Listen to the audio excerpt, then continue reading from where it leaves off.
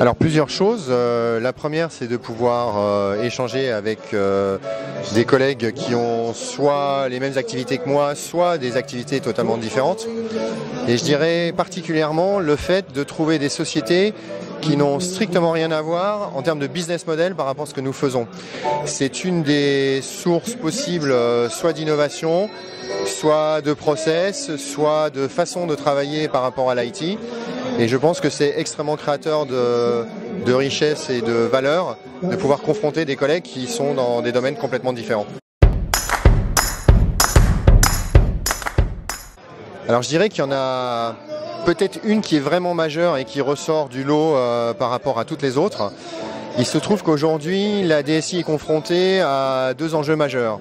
La première, c'est la transformation des business models, en tout cas au cas particulier pour notre branche, la transformation de ces business models. Et donc, il est absolument indispensable que la DSI soit capable de répondre de manière extrêmement rapide à ces métiers. Ce qui veut dire qu'aujourd'hui, la DSI se transforme ou se split peut-être en deux DSI.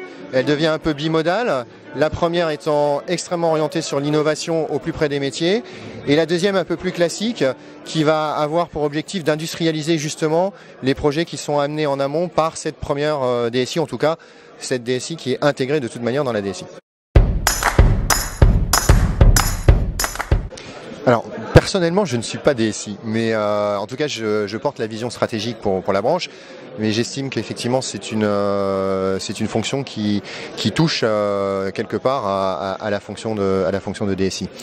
Aujourd'hui, les éléments majeurs qui vont permettre au DSI de réussir, c'est trois éléments. Le premier, c'est le leadership. Il est absolument indispensable qu'il ait la capacité d'être la force motrice qui est en présence de ses métiers ou de la direction générale. Le deuxième, c'est la vision, qui est absolument indispensable. Aujourd'hui, un DSI doit être capable de comprendre l'ensemble de son écosystème. Et le troisième élément, c'est l'innovation, puisqu'il doit être toujours à la pointe de l'innovation pour pouvoir amener de la valeur ajoutée, à la fois dans sa DSI et pour ses métiers. Êtes-vous IT social ou antisocial? Je suis IT social. Merci à vous. Merci.